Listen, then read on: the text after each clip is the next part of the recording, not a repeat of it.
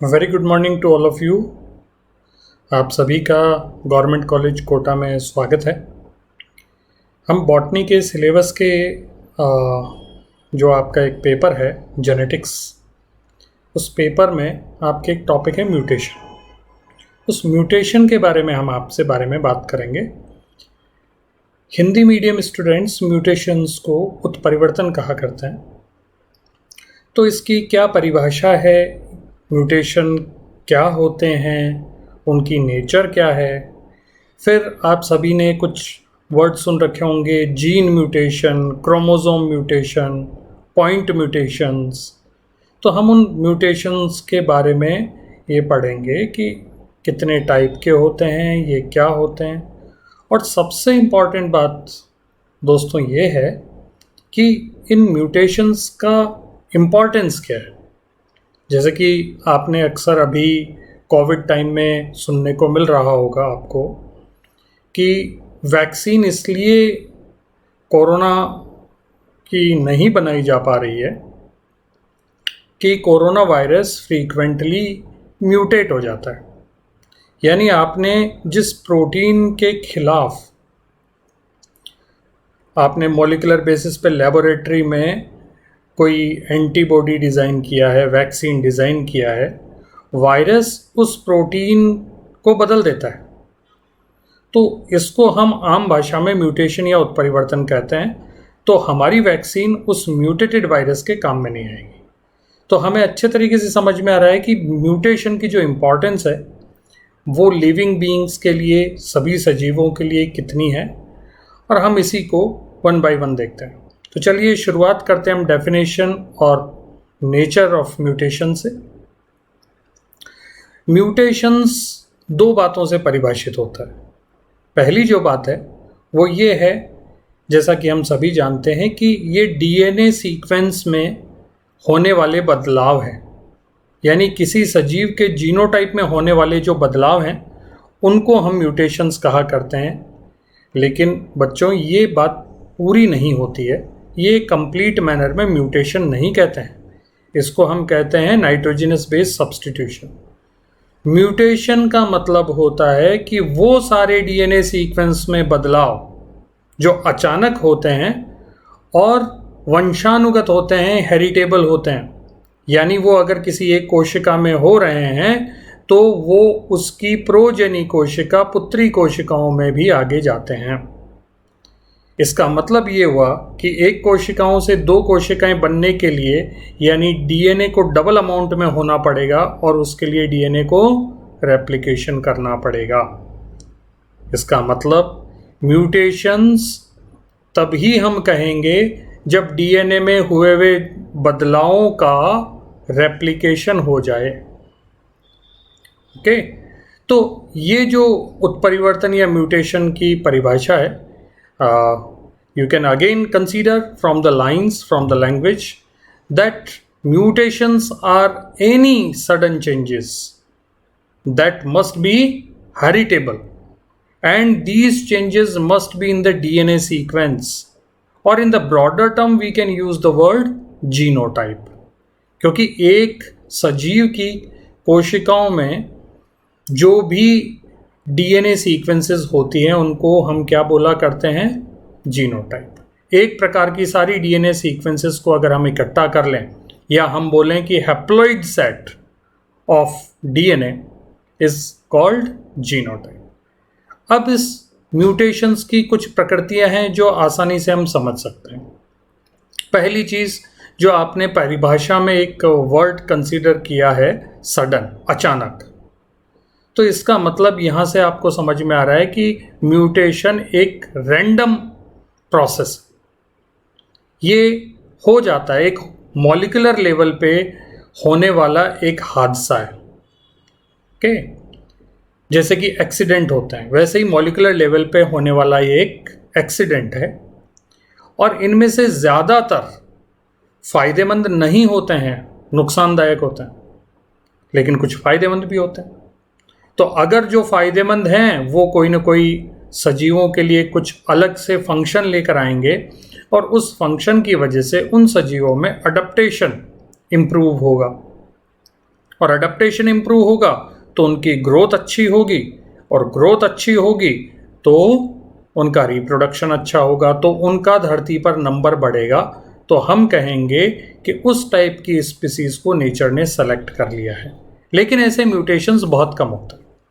ज़्यादातर जो म्यूटेशंस हैं वो डिलीटीरियस नेचर के होते हैं, यानी वो नुकसान ज़्यादा करते हैं। जैसे कि हमने सुना है कि कोई जीन फंक्शन नहीं कर रहा है तो कुछ लोगों को सिंड्रोम हो जाता है, कुछ को डिजीज़ हो जाती है, जेनेटिक डिफेक्ट्स हम लोग अक्सर बोला करते हैं। और आजकल बायोटेक्नोलॉजी में आपने कुछ नाम सुना है, जीन थेरेपी। उन सारे जेनेटिक डिफेक्ट्स को कोशिश की जाती है कि वो जीन थेरेपी के थ्रू उनको ठीक करवा दिया जाए, है ना। इसी तरीके से जो म्यूटेशंस हैं वो रेसेसिव होते हैं ज़्यादातर। अब रेसेसिव का क्या मतलब है? जैसे कि हम मेंडल के दिए हुए नियमों को अगर पढ़ें तो उनमें से एक मेजर प्रिंसिपल हमारे सामने आता है, प्रिंसिपल ऑफ डोमिनेंस, प्रभाविकता का नियम जिसको कहा जाता है। और उसमें हम पढ़ते हैं कि एक डिप्लॉइड ऑर्गेनिज्म है, यानी डिप्लॉइड ऑर्गेनिज्म का मतलब उसके अंदर 2 सेट ऑफ क्रोमोसोम हैं। एक ही क्रोमोसोम के कितने सेट हैं? 2 हैं। एक मदर से आता है और दूसरा फादर से आता है। तो उन 2 में से अगर वो दोनों अलग अलग प्रकृति के हैं, यानी एक काम कर रहा है, ढंग का प्रोटीन बना रहा है, और दूसरा ढंग का प्रोटीन नहीं बना रहा है, तो जो नहीं बना रहा है वो सही जीन के साथ में अगर क्लब हो जाता है तो वो अपने आप को शो नहीं कर पाता है, एक्सप्रेस नहीं कर पाता। उसको हम क्या नाम देते हैं? रेसेसिव अलील। इसी तरीके से म्यूटेशन है। रेसेसिव अलील के बनने के पीछे जो कारण है वही म्यूटेशन है। इसलिए वो म्यूटेशंस जो एक नॉर्मल जीन कॉपी की प्रेजेंस में अपने आप को नहीं दिखा पाते, उनको हम क्या बोलते हैं? Recessive mutations. यानी जब दोनों जीन कॉपी ही म्यूटेटेड हो जाएगी तभी ऐसे म्यूटेशंस अपना एक्सप्रेशन शो कर पाते हैं, और बहुत कम होते हैं जो डोमिनेंट म्यूटेशंस होते हैं। और आखिरी जो इंपॉर्टेंट नेचर इसका है वो है म्यूटेशंस आर रिवर्सिबल। मतलब कि अगर एक नॉर्मल कंडीशन में एक नॉर्मल लिविंग बीइंग को हम लेते हैं तो हम उसको वाइल्ड टाइप कहा करते हैं, वाइल्ड टाइप। और वाइल्ड टाइप में म्यूटेशन होने के बाद में जो एबनॉर्मल लिविंग ऑर्गेनिज्म बनता है उसको हम म्यूटेंट कहा करते हैं। यानी म्यूटेशन से वाइल्ड टाइप से म्यूटेंट भी बन सकता है, और म्यूटेंट में दूसरा म्यूटेशन होकर वापस वाइल्ड टाइप भी बन सकता है। तो ये जो प्रकृति है इसको हम क्या बोल सकते हैं? Mutations are reversible. ओके, तो आगे चलिए हम इसके बारे में और डिटेल में देखते हैं। सबसे पहला नाम आपने एक नाम सुना होगा, क्रोमोसोम म्यूटेशन और जीन म्यूटेशन। जरा हम इस बात को डिटेल में देखते हैं। पुराने ज़माने में कोई भी जीनोटाइप में बदलाव जो आता था उसको हमने म्यूटेशन नाम दे दिया था। लेकिन बाद में धीरे धीरे इतने सारे म्यूटेशंस हो गए कि उनको हमने कैटेगराइज करना शुरू किया साइंटिस्ट ने। और बड़े बदलाव अगर आते हैं जीनोटाइप में, बड़े बड़े फ्रेगमेंट जिसमें हो सकता है कई सारे जीन हो सकता है कोई जीन ना भी हो, जैसे डिलीशन हो गया, किसी क्रोमोसोमल लोकस का डिलीशन हो गया, किसी का डुप्लीकेशन हो गया, कहीं वो ट्रांसलोकेट हो गया, किसी दूसरे क्रोमोसोमल नंबर 1 से कोई हिस्सा क्रोमोसोम का काटा गया और वो क्रोमोसोम नंबर 3 पे ले जाया गया। तो इस टाइप के प्रोसेस को हम क्या बोलते हैं? ट्रांसलोकेशन। तो इन सभी बड़े बदलावों को हम क्रोमोसोमल म्यूटेशंस कहा करते हैं, और आजकल उनको बहुत अच्छा वर्ड दिया जाता है, क्रोमोसोमल एबरेशन। ठीक है, जैसे कि हम लोग अक्सर पढ़ते हैं numerical chromosomal aberration, structural chromosomal aberration.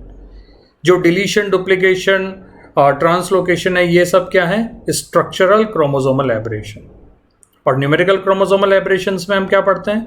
जैसे एन्यूप्लॉइडी, डिप्लॉइडी, पॉलीप्लॉइडी, मोनोप्लॉइडी। तो ये सब बेसिकली न्यूमेरिकल क्रोमोसोमल एबरेशंस की कैटेगरी में। जीन म्यूटेशन वो म्यूटेशंस हैं जो किसी एक जीन के अंदर 1 या 2 न्यूक्लियोटाइड के बदलाव से हो जाए, और उसकी वजह से जो ऑर्गेनिज्म का फिनोटाइप है, फिनोटाइप क्या होता है? लक्षण प्रारूप, यानी जैसा हमें वो ऑर्गेनिज्म दिखाई देता है। तो अगर जीन के अंदर कोई म्यूटेशन हो जाए तो हम उसको जीन म्यूटेशन नाम दे देते हैं। तो साइंटिस्ट ने देखा कि जीन म्यूटेशन कुछ नहीं है, एक टाइप के पॉइंट म्यूटेशंस है। पॉइंट म्यूटेशंस का मतलब क्या हुआ? वो म्यूटेशंस जो क्रोमोसोम पर किसी एक लोकस पे यानी किसी एक जगह पे हो सकते हैं और एक छोटे से पॉइंट पे होते हैं। और डीएनए में पॉइंट हम क्या मान लेंगे?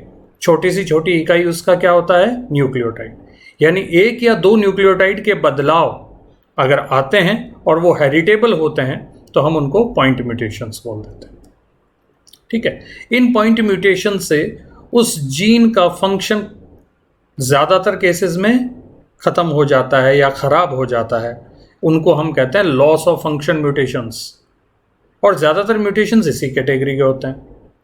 और कुछ म्यूटेशंस ऐसे भी होते हैं जिसकी वजह से डीएनए की एक नॉर्मल सी सीक्वेंस में वो म्यूटेशन होते हैं और उसकी वजह से वो एक नया जीन बन जाता है। लेकिन कुदरत में, नेचर में ऐसे म्यूटेशंस बहुत ही कम हुए हैं। लेकिन ये उस ऑर्गेनिज्म के अडेप्टेशंस के लिए, उसके नेचुरल सिलेक्शन के लिए बहुत ही ज़रूरी हिस्सा है। ओके, अब ये जो पॉइंट म्यूटेशंस हैं, इनको बेसिकली दो कैटेगरी में हम डिवाइड कर लेते हैं। पहली कैटेगरी है बेस पेयर सब्स्टिट्यूशन। इसका मतलब एक बेस पेयर की जगह दूसरा बेस पेयर आ गया, जैसे एडेनिन की जगह ग्वानिन आ गया। ठीक है, और जो दूसरी कैटेगरी है वो होती है बेस पेयर इंसर्शन और डिलीशन।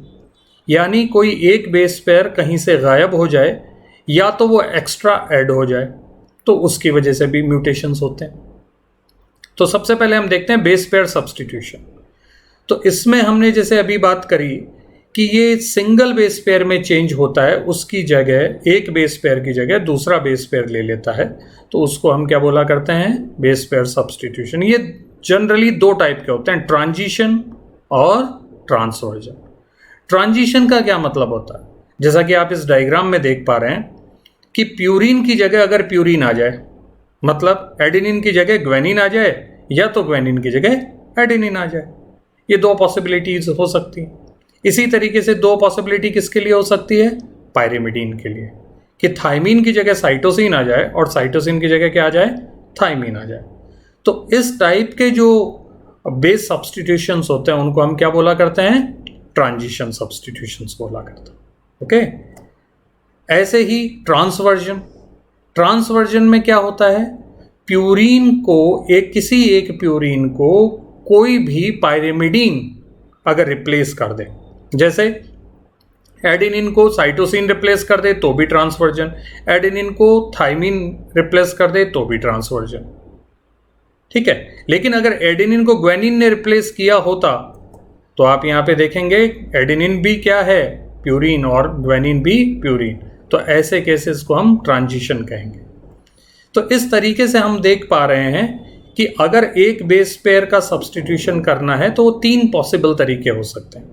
एक तरीका उसका ट्रांजिशन का हो सकता है, एडेनिन को क्या कर सकते हैं? ग्वानिन में कर सकते हैं, बस इसके अलावा कोई तरीका नहीं। और दूसरा, दो तरीके किनके होंगे?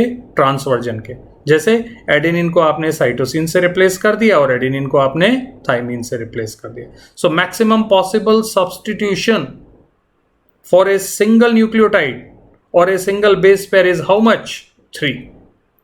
और अगर हम टोटल बात करें तो हमने देखा, जैसा कि डायग्राम में, दोनों डायग्राम में है, ट्रांजिशन में कितने पॉसिबल बेस चेंजेस हो सकते हैं?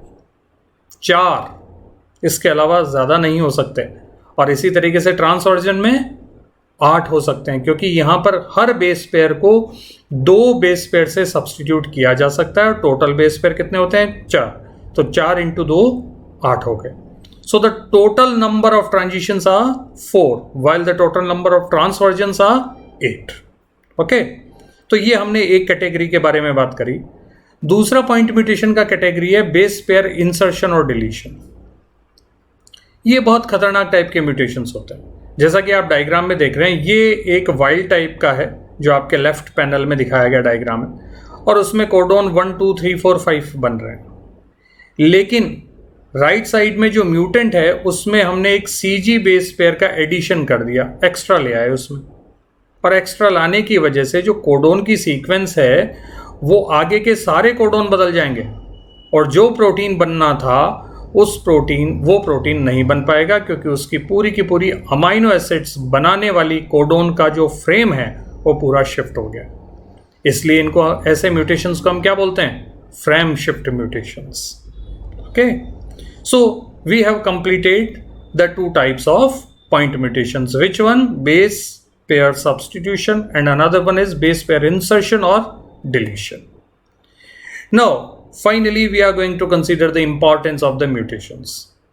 सोचिए दोस्तों कि सभी प्रोकैरियोट्स जो हैं वो हैप्लॉइड नेचर के हैं, यानी उनमें जीनोम में डीएनए की सिर्फ एक ही कॉपी होती है। एक जीन एक ही जगह देखने को मिलता है, एक सिंगल डीएनए में देखने को मिलता है।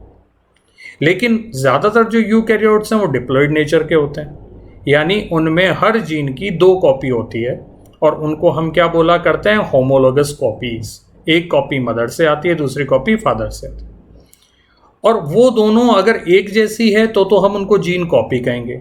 लेकिन अगर वो दोनों कॉपियों में बदलाव है, दोनों कॉपीज में बदलाव है, और वो क्यों है? क्योंकि मदर ने एक अलग एनवायरनमेंट में ज़िंदगी निकाली है और फादर ने एक अलग एनवायरनमेंट में ज़िंदगी निकाली है, और उनमें मॉलिक्यूलर लेवल पे जो एक्सीडेंट हो सकते हैं, जो हादसे हो सकते हैं, उनका भी पॉसिबिलिटी अलग अलग है। इसलिए हो सकता है कि किसी एक में वो जीन इंटैक्ट रहे यानी नॉर्मल रहे, लेकिन किसी दूसरे इंडिविजुअल में यानी फादर या मदर में किसी एक में एक उस जीन की कॉपी में म्यूटेशन हो जाए। और अगर वो म्यूटेंट कॉपी प्रोजेनी में यानी पुत्री जो डॉटर सेल्स हैं उनमें जाती हैं तो हम उसको म्यूटेशंस कहा करते हैं, और तब हम नाम देते हैं अलील। यानी अलील का बनना किससे संभव हो पा रहा है? म्यूटेशन से संभव हो पा रहा है। तो 2 चीजें देखी, पहले एक कॉपी से 2 कॉपी बने, उसके लिए प्रोसेस कौन सी है? डुप्लीकेशन।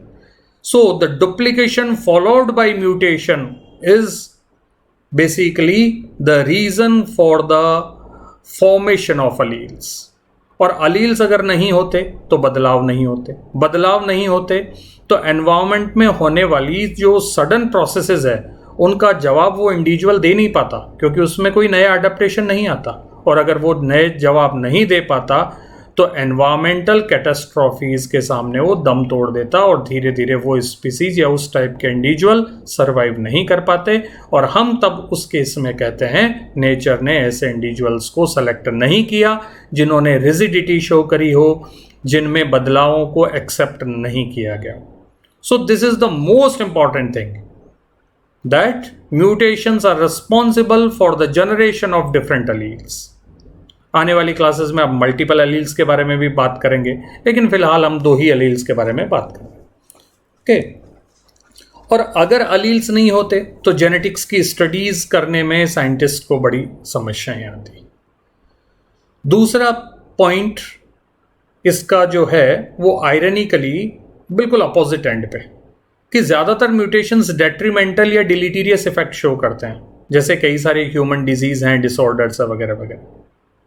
तो एक तरफ तो म्यूटेशन हमें लॉन्ग टर्म में फ़ायदा पहुंचाता है, लेकिन शॉर्ट टर्म में हमें वो म्यूटेशन फ़ायदा नहीं भी पहुंचाता है।